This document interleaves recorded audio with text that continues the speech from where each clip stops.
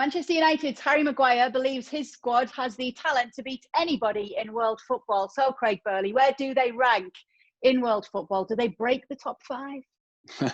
Well, listen, I was talking about that with some other colleagues today and this morning, actually, and we had a little chuckle because the struggle at the moment is to break into the top four in England, Kay, as you know, never mind around the rest of the globe. So I think that's just talk from Harry Maguire. Clearly, this is a squad that still needs a bit of an overhaul. There's a debate about, how many players they need. I think our colleague Danny Higginbottom thought they needed 2 or 3 new players.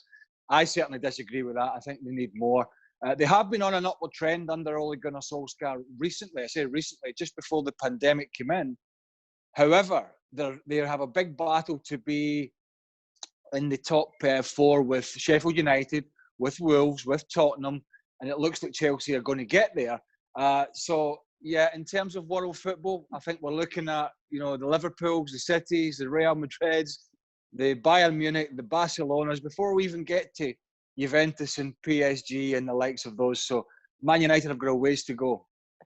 Do they make the top 10? Do you know, it's a good question, because it's going to be close. I mentioned 5 teams there that I would have in my top 5 at the moment, with the 2 big teams from Spain, the 2 big teams from England at the moment, although City haven't had a great season, but they're favourites to win the Champions League, whether that happens or not.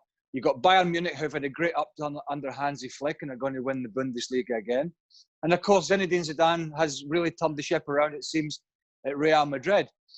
Juventus didn't win the Coppa Italia, but they're a strong squad. PSG, we know, have got top players with Icardi and Neymar and Mbappe and the likes. So then you're looking at Man United in with the likes of maybe Atletico Madrid and 1 or 2 other teams. So I would say they're probably down near that, around that 10th mark at the moment, there or thereabouts. But, they've got a ways to go. And I keep talking about it on the show, and United fans keep reminding me, when the season restarted, they were 37 points off the top of the English Premier League. That's a lot of ways to make up. So I think United fans are not delusional. Well, some of them anyway. They know they've got a long road ahead. So you said it's going to take more than just one player. Does Jadon Sancho propel them a bit further up, at least in the rankings, and if everyone else is fit? Yeah, well, I think a couple of players would get them over the line if it was Messi and Ronaldo. That's the bottom line, and maybe a Virgil van Dijk in there. But you're right. Somebody like a Jadon Sancho would be a step closer. We're seeing the emergence of the likes of Mason Greenwood. Marcus Rashford's still a young man. They signed young Daniel James from Swansea. He's still a kid. He's still learning the game. So they're going down the right track in terms of the age group and age bracket they're signing players. But they need to be competitive as well. And clearly Sancho, I think, wants to get out. Our colleague Jan Agafjotov is reported from Germany, said the player wants to leave.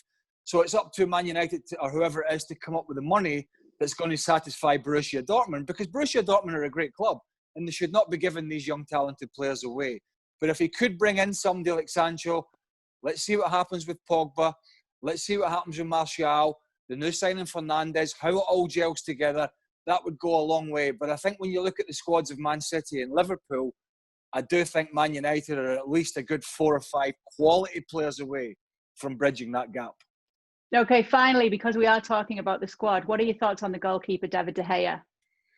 Do you know, I broadcast a lot of his games, Kay, when he first came to the United Kingdom, and I was talking to Eric Steele, who was the Man United goalie coach at the time, because Eric worked with me at Derby County, and I said to Eric, what's the deal with this guy? He said he's having a rough period, a few years ago, but he'll come through it. And he came through it with flying colours, and he was absolutely magnificent. But he's not in Spain #1 anymore. And there's a good argument to say if he continues with his form, he might not be the Man United #1 in a few weeks' time. So you don't want to throw the baby out with the bathwater just yet. But it's clear, Kay, that he needs to sharpen up his game. Or Ole Gunnar Solskjaer's got some big decisions to make. They've got a young goalkeeper, I think it's in Dean Henderson, who is very highly thought of. They've also got a guy who's an Argentinian international in Romero. So they've got ample backup if David de Gea continues with the subpar performances. So despite what Harry Maguire says, still a little way to go for Manchester United to be one of the top sides in the world again.